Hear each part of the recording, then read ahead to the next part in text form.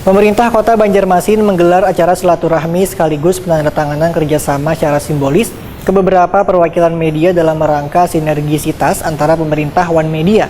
Kegiatan ini merupakan ajang silaturahmi One kerjasama antara pemerintah kota dengan pimpinan media One perusahaan media sehingga terjalin hubungan mutualisme dengan insan media. Berikut untuk kabar yang selengkapnya.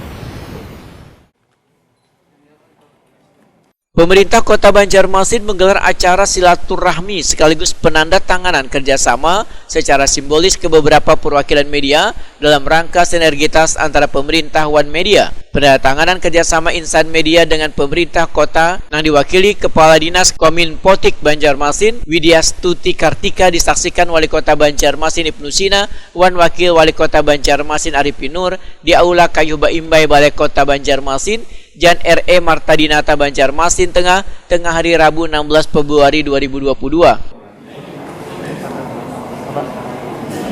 Dan selanjutnya perwakilan media online.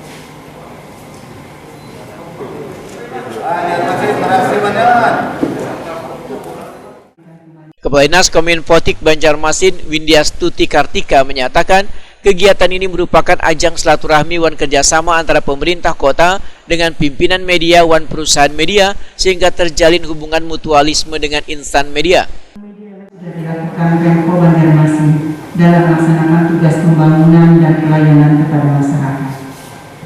Jadi tujuan dari kegiatan ini antara lain adalah meningkatkan kerjasama dan sinergitas antara pemerintah Kota Banjarmasin dengan media yang menjadi salah satu pilar dan ciri negara demokrasi.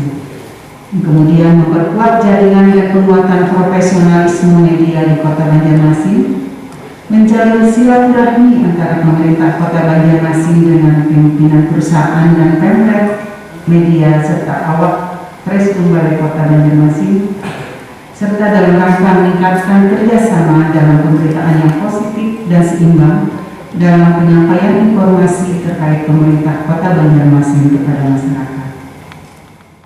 Wali Kota Banjarmasin Ibnu Sina Wahetakuni Prima TV menyatakan kehadiran media menjadi bagian yang kada bisa dipisahkan dengan jalannya roda pemerintahan di Banjarmasin. Menurut Ibnu Sina, semua unsur harus saling bersinergi, yaitu pemerintah, akademisi, badan usaha, warga One Media yang harus bersatu padu, berkoordinasi serta berkomitmen dalam mengembangkan inovasi. Mengutip dari pesan Presiden Jokowi pada Hari Pers Nasional beberapa hari yang lalu, ujar Ibnu Sina bahwa seluruh insan media harus tetap bekerja, membangun optimisme dan membangun harapan, sehingga warga menjadi tangguh dalam menghadapi pandemi.